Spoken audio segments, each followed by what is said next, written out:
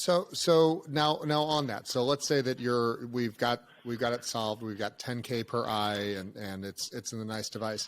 What does it even take to capture real world?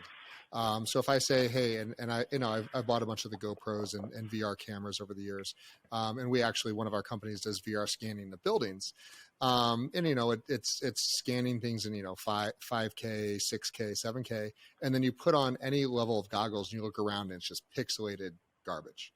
What resolution would you even have to capture these in to create that level of experience? So I guess there's different kind of captures. There's video capture. So the problem with video capture is that, even though you say, oh, it's a 5K capture, but it's 5K spread across 360 degrees, right? And whenever you're viewing it at 100 degrees, 110 degrees when you put on the headset. So you're only seeing a third of that. So you're really seeing 1K out of that 5K. Right, so that's why you're saying, hey, why is it 5K and it still sucks in resolution? But it's because I can look around and it's capturing up and down and to the side. So any one time you're only getting about 1/5 of what's been captured. Now, what things are now going to is people are actually more doing either scanning of the environments around them, and then using computer-generated graphics to regenerate the experience.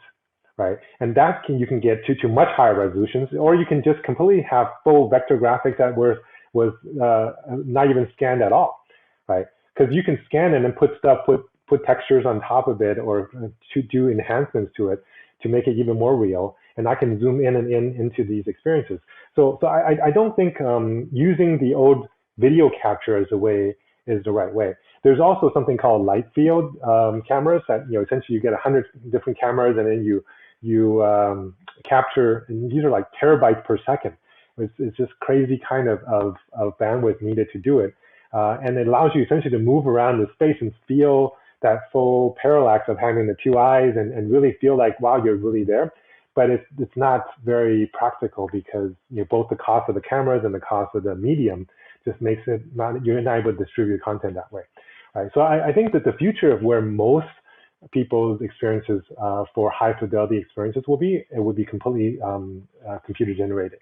So you have the Unreal Engine right now that essentially all the movies in sci-fi movies they're all made in these game engines, right? So if they're good enough to get you to feel like you're an Avenger or you're in whatever time, right? They're good enough to give you that same feeling when you're in VR. And now most of those engines can do this in real time, right? That's the thing. A lot of the movies, they're doing it in the past. They would spend hours to do one frame, and you need these giant workstations. Now, just with a normal computer, with a decent GPU, you can render real time, high resolution, completely real time graphics that are generated, based on your activity. So if you threw a rock and that rock busts into 1,000 pieces, that's being generated and simulated in real time. It's not something that was filmed and then just broadcast.